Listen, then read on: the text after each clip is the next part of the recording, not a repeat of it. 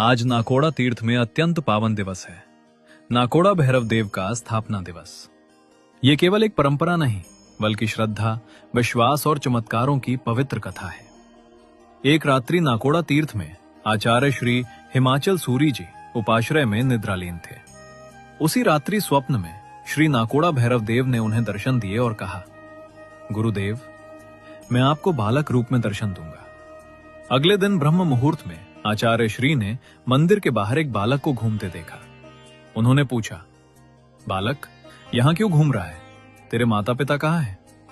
बालक बोला, गुरुदेव, मैं तो इस तीर्थ की सुंदरता निहार रहा हूं। आचार्य श्री की पारखी दृष्टि ठहर गई। वे तुरंत पहचान गए, ये कोई साधारण बालक नहीं, ये तो साक्षात नाकोड़ा भैरव देव हैं। आचार्य श्री ने श्रद्धा से नमन किया। भैरव देव, आप इस तीर्थ के अधिष्ठायक देव हैं, मेरा प्रणाम स्वीकार करें। बालक रूपी भैरव देव मुस्कुराए और बोले, गुरुदेव, आपने इस तीर्थ का उद्धार कर अत्यंत पुण्य का कार्य किया है।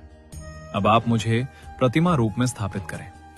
आचार्य श्री ने कहा, भैरव देव, आपको जैन धर्म के विधि विधान में प्रतिबद्ध होना होगा।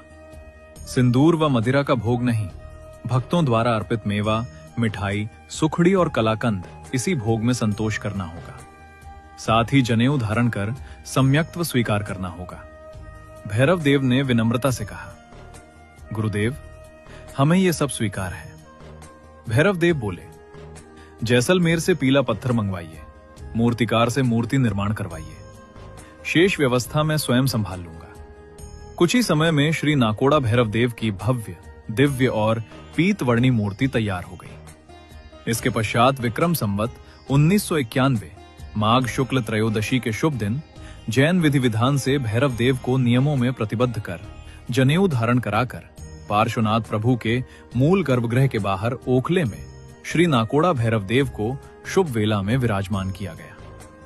इसके पश्चात भैरव देव के चमत्कारों से प्रभावित होकर दूर दूर से श्रद्धालु दर्शन हेतु आने लगे और तभी से नाकोड़ा धाम श्रद्धा, विश्वास और भक्ति का अद्भुत केंद्र बन गया। आज नाकोड़ा भैरव देव के स्थापना दिवस पर हम सभी प्रार्थना करते हैं, भैरव देव सबकी रक्षा करें, सबका मंगल करें। बोलो श्री नाकोड़ा भैरव देव की जय।